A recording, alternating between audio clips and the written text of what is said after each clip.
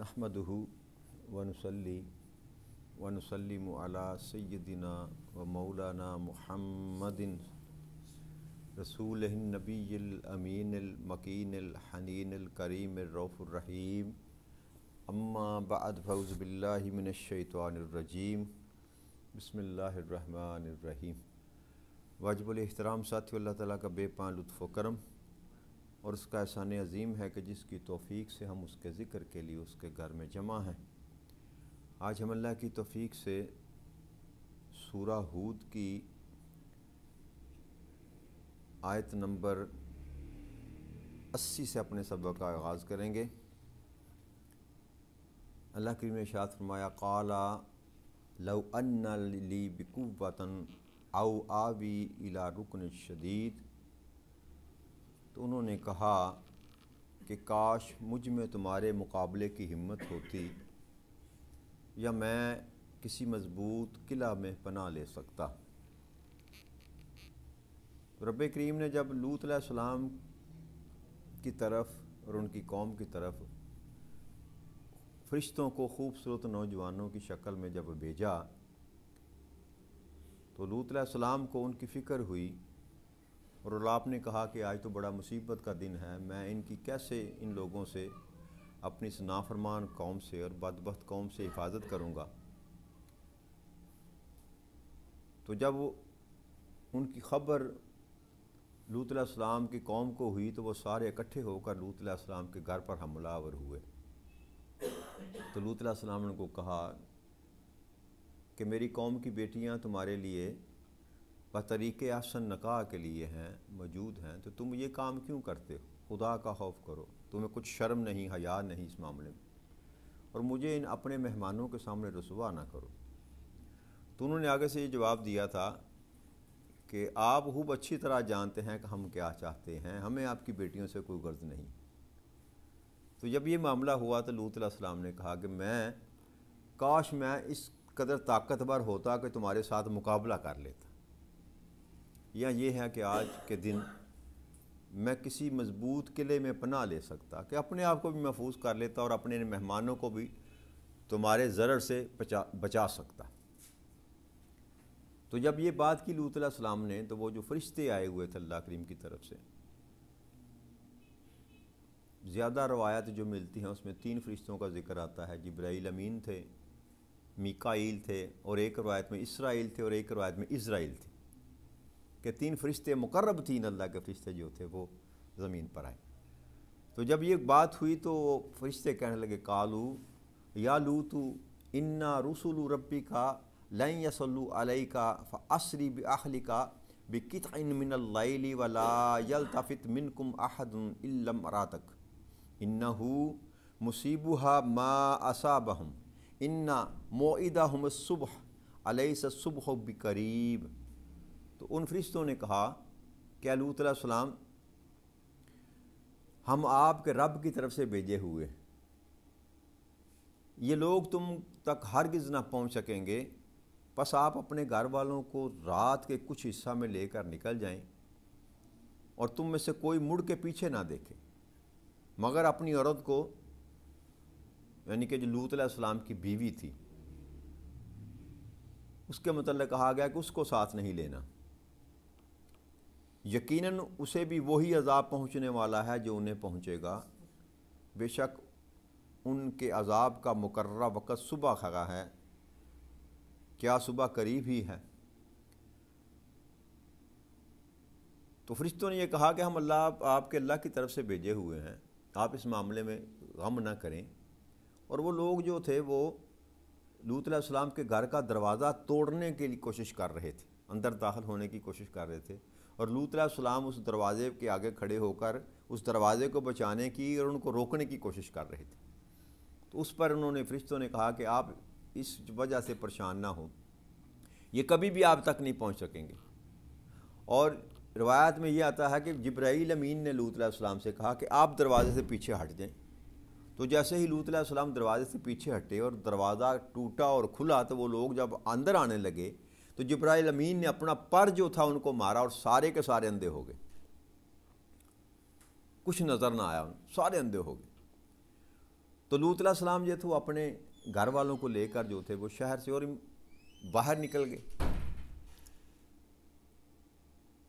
تو صبح کے قریب جب اللہ کا حکم ہوا، اللہ فرما رہا ہے فلما جاء امرنا جعلنا عالیہا سافلہا وامطرنا علیہا حجارۃ من سجیل منضود مسومۃ عند ربک وما ہی من الظالمین ببعید، کہ جب ہمارا حکم آ پہنچا تو ہم نے ان کی بستی کو الٹ کر اوپر والا حصہ نیچے اور نیچے والا حصہ اوپر کر دیا، الٹ پلٹ کر دیا، اور ہم نے اس پر پتھر اور پکی ہوئی مٹی کے کنکر برسائے جو پے در پے یعنی کہ تہ در بے ان پر گرتے چلے گئے آسمانوں سے۔ پھر اللہ کریم نے ایک تو بستی کو الٹ دیا اور دوسرا یہ کہ ان پر کنکر برسائے گئے مٹی اور پتھر کے، اور اللہ فرما رہا ہے جو آپ کی رب کی طرف سے نشان کیے ہوئے تھے، اور یہ سنگ ریزے ظالموں سے کچھ دور نہیں ہے۔ تو ان پتھروں پر مرنے والوں کے نام لکھے ہوئے تھے، نشان زدہ کیے ہوئے تھے، یہ فلاں پتھر فلاں کے لیے، فلاں پتھر فلاں کے لیے۔ تو وہ پتھر جو تھے وہ ایک عذاب اللہ نے یہ ان پر مسلط کیا کہ ان کی بستی کو ہی الٹ دیا، اور دوسرا عذاب یہ تھا کہ ان پر پتھروں کی جو بارش تھی وہ برسائی گئی۔ تو اس کا نام بھی جس طرح صالح علیہ السلام کی قوم کو اللہ کریم نے برباد کیا، اسی طرح اللہ کریم نے اس قوم کو بھی ان کی نافرمانی اور بدبختی کے سبب سے ان کو بھی برباد کر دیا۔ وَإِلَىٰ مَدْيَنَ أَخَاهُمْ شُعَيْبًا قَالَ يَا قَوْمِ اعْبُدُوا اللَّهَ مَا لَكُم مِّنْ إِلَٰهٍ غَيْرُهُ وَلَا تَنْقُصُوا الْمِكْيَالَ وَالْمِيزَانَ إِنِّي أَرَاكُمْ بِخَيْرٍ وَإِنِّي أَخَافُ عَلَيْكُمْ عَذَابَ يَوْمٍ مُحِيطٍ۔ اور ہم نے اہل مدین کی طرف ان کے بھائی شعیب علیہ السلام کو بھیجا۔ انہوں نے کہا کہ اے میری قوم، اللہ کی عبادت کرو، تمہارے لیے اس کے سوا کوئی معبود نہیں ہے، اور ناپ تول میں کمی مت کیا کرو، بے شک میں تمہیں آسودہ حال دیکھتا ہوں، اور میں تم پر ایسے دن کے عذاب کا خوف محسوس کرتا ہوں جو تمہیں گھیر لینے والا ہے۔ تو اب یہاں سے رب کریم نے حضرت شعیب علیہ السلام کا اور ان کی قوم کا جو ہے وہ قصہ یہاں سے شروع کیا، اور اللہ نے ارشاد فرمایا کہ ہم نے مدین کی طرف، مدین علاقہ تھا، ایک شہر کا نام تھا، اور یہ ابراہیم علیہ السلام کے ایک بیٹے کا نام تھا مدین، جنہوں نے اس شہر کو آباد کیا تھا، اور ان کے نام کے سبب سے اس شہر کا نام مدین رکھا گیا۔ اور یہ قریب ترین علاقہ تھا حضرت لوط علیہ السلام کی جو قوم جہاں آباد تھی نا، سدوم کا علاقہ جو میں نے آپ سے عرض کی تھی، اسی کے قریب یہ سارا علاقہ شام کے ساتھ فلسطین کا جو علاقہ تھا، اسی میں یہ سارے انبیاء جو تھے وہ آئے۔ تو اللہ فرما رہا ہے کہ ہم نے شعیب کو انہی کے قومی بھائیوں کی طرف بھیجا، تو انہوں نے کہا اے میری قوم، اللہ کی عبادت کرو، تمہارے لیے اس کے سوا کوئی معبود نہیں۔ یعنی کہ یہ وہ پیغام ہے جو ہر نبی اپنی امت کو یہ دیتا رہا۔ پہلا پیغام جو رب کریم کی طرف سے ہر نبی، ہر رسول اپنی امتوں اور قوموں کو دیتا رہا، وہ یہی ہوتا تھا کہ اللہ کے سوا کسی اور کی عبادت نہ کرو، اور اس کے بعد پھر فرمایا کہ ناپ اور تول میں کمی نہ کیا کرو۔ تو شعیب علیہ السلام جس قوم کی طرف مبعوث کیے گئے، شعیب علیہ السلام کی قوم میں جو بیماری تھی وہ تھی ناپ اور تول میں کمی کرنا، کہ جب کسی سے سودا لیتے تو اس کے لیے پیمانہ اور ہوتا، جب سودا دیتے تو پیمانہ اور ہوتا، یعنی کہ لیتے وقت بھی وہ کسر جن سے لیتے اس کو لگاتے، اور دیتے وقت بھی کسر اسی کو لگاتے جو لے رہا ہوتا۔ تو یہ بیماری شعیب علیہ السلام کی قوم میں تھی، ناپ اور تول میں کمی کرنا، تو اس سے منع کیا گیا۔ اور پھر آپ نے یہ فرمایا کہ بے شک میں تمہیں آسودہ حال دیکھتا ہوں، کہ ظاہری طور پر اللہ کریم نے تم کو آسودہ رکھا ہوا ہے، مال ہے تمہارے پاس، کاروبار ہے، تجارت ہے، سب کچھ ہے، اس کے باوجود تم یہ کام کیوں کرتے ہو؟ باز آ جاؤ اس سے، وگرنہ میں تم پر ایسے دن کے عذاب کا خوف محسوس کرتا ہوں جو تمہیں گھیر لینے والا، وہی سمجھانے کہ ایسا عذاب ہوگا کہ جس سے تم بچ نہ سکو گے، جو تمہیں آ کر گھیر لے گا، تو اپنی ان حرکتوں سے باز آ جاؤ۔ اور پھر فرمایا وَيَا قَوْمِ أُوفُوا الْمِكْيَالَ وَالْمِيزَانَ بِالْقِسْطِ وَلَا تَبْخَسُوا النَّاسَ أَشْيَاءَهُمْ وَلَا تَعْثُوا فِي الْأَرْضِ الْمُفْسِدِينَ۔ اور اے میری قوم، تم ناپ اور تول انصاف کے ساتھ پورے کیا کرو، اور لوگوں کو ان کی چیزیں گھٹا کر نہ دیا کرو، اور فساد کرنے والے بن کے ملک میں تباہی مت مچاتے پھرو۔ کہ تم یہ ناپ تول جو کرتے ہو اس کو پورا کیا کرو. پہلے فرمایا، پہلے نہیں میں بات کی کہ اس میں کمی نہ کیا کرو، ناپ تول میں کمی نہ کیا کرو. پھر دوسرا پھر اللہ کے میں ساتھ ہی یہ فرمایا کہ انصاف کے ساتھ پورا کیا کرو.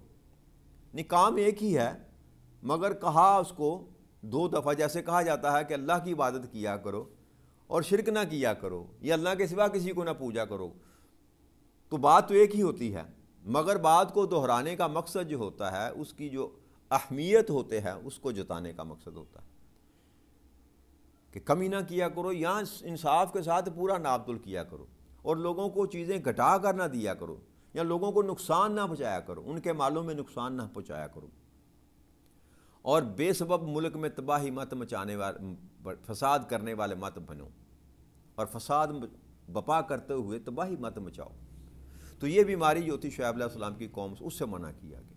یعنی کہ یہ وہ بیماری ہے جو آج ہمارے درمیان جو ہے بدرجہ اتم موجود ہے. آپ سوشل میڈیا پہ دیکھتے ہوں گے روز کوئی نہ کوئی ایسی ویڈیو اپلوڈ کی جاتی ہے جس میں پیمانے جو ہیں لوگوں نے وہ 2 نمبر رکھے ہوئے ہیں. الیکٹرانک اور ڈیجیٹل آج کل میزان ہے، ترکڑی جس کو کہہ لیں، میزان جو ہوتا ہے ڈیجیٹل ہے آج کل، اس میں بھی جو ہے انہوں نے ہیرا پھیری کی ہوئی کہ آپ جائیں سودا لینے جائیں تو آپ کو آپ کے سامنے 1000 اگر گرام کا دیتا ہے، کلو گرام جس کو آپ کہتے ہیں، مگر جب آپ گھر جا کے یا کسی اور پیمانے پہ جا کے اس کو ناپیں گے تو وہ 800 نکلے گا، 850 نکلے گا. اور یہ ہمارے معاشرے میں عام بیماری ہے. ایک بیماری یہ ہے، اور یہ جو اللہ نے فرمایا نا تبحث الناس اشیاءہم، ان کی چیزوں میں ان کو نقصان نہ پہنچایا کرو.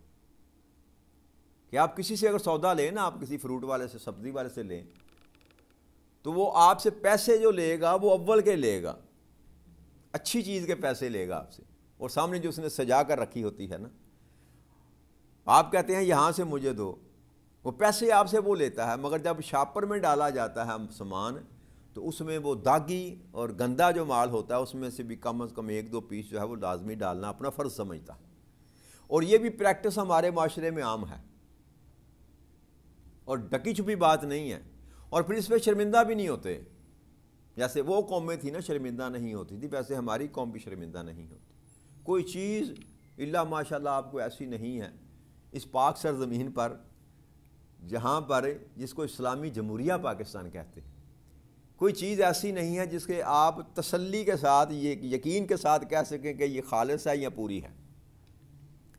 دودھ ملے گا تو پانی ملا آپ کو ملے گا. دہی اگر بناتے ہیں تو اس میں خشک دودھ ڈال کر اس کو دہی کو بناتے ہیں. یعنی کہ کوئی ایک چیز ایسی نہیں ہے.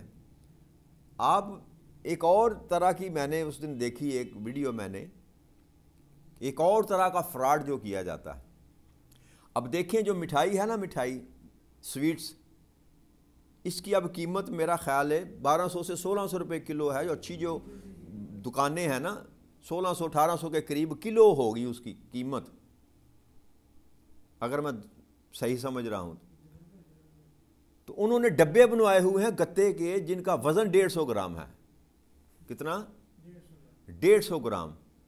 تو وہ 200 سے زائد کا قیمت کا وہ ڈبہ بن جاتا ہے. یعنی کہ جب آپ اسے مٹھائی لیتی ہیں تو وہ ڈبہ جو لگا کر آپ کو دیتا ہے اس کے سمیت آپ کو وزن 1 کلو گرام کر کے دیتا ہے. وہ 850 گرام آپ کو مٹھائی ملتی ہے. 150 گرام وہ ڈبے کی قیمت جو ہے وہ بھی مٹھائی کی شکل میں آپ سے وصول کی جاتی. یہ ایک اور طریقہ ہے لوٹنے کا لوگوں کو. یعنی کہ کیا بیان کیا جائے اور کیا نہ بیان کیا جائے. اور یہ وہ قوم ہے جو جن میں نمازی بھی ہیں، عمرہ بھی کرنے جاتے ہیں، داڑیاں بھی ہیں، سارے پہ ٹوپیاں بھی ہیں، امامے بھی ہیں، اور اللہ ماشاءاللہ کوئی اس سے مبرہ نہیں ہے، بچا ہوا کوئی نہیں. جس کا جتنا جہاں پر ہاتھ پڑتا ہے وہ اپنا کام نکال رہا. اور پھر اسی مد میں ذخیرہ اندوزی ہے جو ہمارے معاشرے میں عام ہے. جس چیز کی کمی ہوتی ہے یہ مالدار جو طبقات ہیں ذخیرہ اندوزی کر لیتے ہیں. تو یہ بھی ایک قسم ہے لوگوں کو نقصان پہنچانے کی کہ جو چیز مارکیٹ میں 100 روپے کلو ہے اگر آپ اس کو ذخیرہ کر لیتے ہیں روک لیتے ہیں تو آٹومیٹکلی جب اس کی رسد زیادہ ہوگی، طلب زیادہ ہوگی اور رسد کم ہوگی تو اس کی قیمت بڑھنا شروع ہو جائے گی، اور پھر وہی چیز جو 100 روپے کلو کی جس کی اصل قیمت 100 روپے ہے وہ 150 میں بکتی ہے، 200 میں بکتی ہے، اور وہی تاجر ہمارے بھائی ایمان والے حاجی صاحبان جو ہر سال عمرہ جا کر کرتے ہیں، رمضان میں وہاں پر اعتکاف بیٹھتے ہیں، انہی میں سے وہ حاجی صاحبان جو ہوتے ہیں ان کو سٹاک کر کے بیٹھے ہوتے ہیں، اور پھر جب پیک پہ آتی ہی ہے، مہنگائی پہنچتی ہے، تو پھر اس کو سامان کو ریلیز کرتے ہیں اور اس کی دگنی قیمت جو ہے وہ لوگوں سے وصول کرتے ہیں۔ یہ بھی اسی طرح کی بدماشی ہے، یہ بھی بیماری ہے۔ تو یہ اب دیکھیں شعیب علیہ السلام کی قوم کے اندر یہ بیماری تھی، تو اس بیماری کے سبب اللہ کریم نے اس قوم کو تباہ کیا، اور ہم ہیں کہ سمجھنے کے لیے تیار ہی نہیں۔ یہ جو بار بار رب کریم ہمیں یہ سمجھاتا ہے، بتاتا ہے، سناتا ہے، یہ ہماری صلاح کے لیے، ہماری تربیت کے لیے، اور اللہ کریم نے قرآن کریم ان کو مضمون بنایا، امت محمدیہ کی تربیت کے لیے یہ مضمون بنایا، مگر پھر بھی ہے کہ ہم سنتے بھی ہیں، پڑھتے بھی ہیں، سارا کچھ ہونے کے باوجود مگر اپنے آپ کو بدلنے کے لیے تیار ہم میں سے کوئی بھی نہیں۔ جو جہاں بیٹھا ہوا ہے وہ اپنے تئیں ایک ڈاکو بن کے بیٹھا ہوا ہے، جہاں جس کا جتنا بس چلتا ہے وہ ایک دوسرے کو لوٹنے کے لیے۔ ہر بندے کا، اگر میں کہوں نا کہ ہر بندے کا ہاتھ جو ہے وہ دوسرے کی جیب میں ہے تو غلط نہیں ہے۔ وکیلہ ماشاءاللہ اچھے لوگ بھی ہیں، لیکن وہ آٹے میں نمک کے برابر۔ معاشرے میں اکثریت ایسے لوگوں کی ہے جو 2 نمبر کام کرتے ہیں، کم ناپ تول کرتے ہیں، ملاوٹ کرتے ہیں، ذخیرہ اندوزی کرتے ہیں۔ اللہ تعالی ہمیں محفوظ رکھے، اللہ تعالی ہمیں پناہ دے۔ بقیت اللہ خیر لکم ان کنتم مؤمنین وما انا علیکم بحفیظ۔ تو اللہ آپ فرما رہے ہیں، حضرت شعیب علیہ السلام اپنی قوم کو یہ سمجھا رہے ہیں کہ جو اللہ کے لیے دیے میں بچ رہے ہیں وہی تمہارے لیے بہتر ہے، اور اگر تم ایمان والے ہو اور میں تم پر نگہبان نہیں ہوں، تو یہ بات سمجھائے گی کہ جو حلال طریقے سے کما کر تمہارے پاس بچ رہا ہے نا، یا اللہ کی رضا کی خاطر جو تم کام کر کے بچا رہے ہو نا، یہی تمہارے لیے بہتر ہے اگر تم ایمان والے ہو۔ تو یہاں اللہ کریم نے ایمان والے کے ساتھ یہ بات جوڑی کہ جو ایمان والا ہوتا ہے وہ ایسی حرکتیں نہیں کرتا، وہ جو بچ جاتا ہے اللہ کے دیے ہوئے میں سے، یعنی کہ اللہ کے احکامات کو سامنے مدد رکھتے ہوئے جو بندہ کاروبار کرتا ہے، تجارت کرتا ہے، لین دین کرتا ہے، اللہ اور اللہ کے رسول کی رضا کی خاطر جو سارے معاملات کو کرتا ہے، آپ فرما رہے ہیں کہ وہ سب سے بہتر ہے۔ تو یہاں ایمان کو اور ایمانداری کو، یعنی کہ ایمان سے ہی ایمانداری ہے نا جی۔ بے ایمانی کس کو کہتے ہیں؟ عام لفظ میں کہتے ہیں کہ جو بندہ 2 نمبری کرے اس کو کہتے ہیں نا یہ بے ایمان ہے، بے ایمان ہے۔ تو اصل میں لفظ تو بے ایمان ہی ہے نا، یعنی کہ اس کا ایمان کوئی نہیں۔ جو بندہ چوری کرتا ہے، چکاری کرتا ہے، ملاوٹ کرتا ہے، ذخیرہ اندوزی کرتا ہے، غریب کشی کرتا ہے، غریبوں کو مارتا ہے، ان کا خون چوستا ہے، حقیقت میں وہی بے ایمان ہے، جس کو عرف عام میں ہم بے ایمانی کہتے ہیں۔ تو سمجھیے آئی بات کہ ایمان والا جو ہوتا ہے وہ کسی کا حق غصب نہیں کرتا، وہ کسی کے ساتھ زیادتی نہیں کرتا۔ نبی اکرم صلی اللہ علیہ وآلہ وسلم کا ارشاد گرامی ہے، من غشا فلیس منی، جس نے ملاوٹ کی وہ ہم میں سے ہی نہیں ہے۔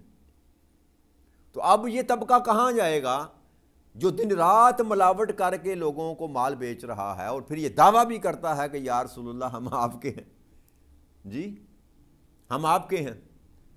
تو نبی اکرم صلی اللہ علیہ وسلم نے فرما رہے ہیں کہ جس نے ملاوٹ کی اس کا میرے ساتھ من غشا فلیسا منی، وہ ہم میں سے ہے ہی نہیں۔ تو کیا بنے گا جب قیامت کے دن اللہ کی بارگاہ میں ایسے لوگ پیش ہوں گے جو دنیا میں ہر جائز نجائز طریقے سے اب مال کمانا جو ہے وہ فرض سمجھتے تھے، جھوٹ بولتے تھے، ملاوٹ کرتے تھے، گھٹا کر بیچتے تھے، لوگوں کا حق اپنے غصب کرتے تھے، جب اللہ کی بارگاہ میں پیش ہوں گے تو کون بچائے گا ان کو؟